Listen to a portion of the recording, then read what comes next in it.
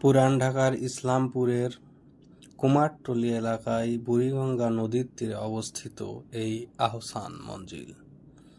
এটি পূর্বে ছিল ঢাকার নবাবদের আবাসিক প্রাসাদ ও জমিদারি সদর কাচারি।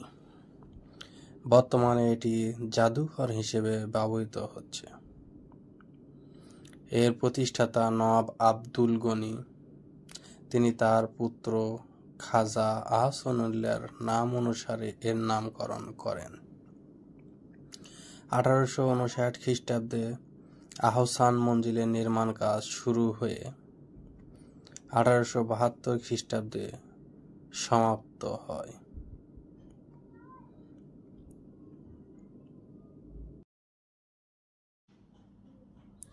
এই প্রাসাদের ছাদের উপর সুন্দর একটি গম্বুজ আছে।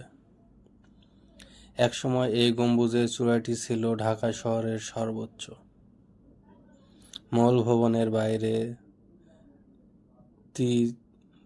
চর্বিশিষ্ট প্রবেশদ্বার দেখতে সুন্দর। একইভাবে উপরে ওঠার সিঁড়িগুলো সবার দৃষ্টি আকর্ষণ করে।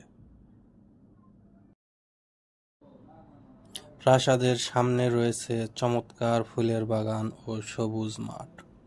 আহসান মঞ্জিলকে ঢাকা শহরের প্রথম ইট পাথরের তৈরি স্থাপত্য নিদর্শন হিসেবে মনে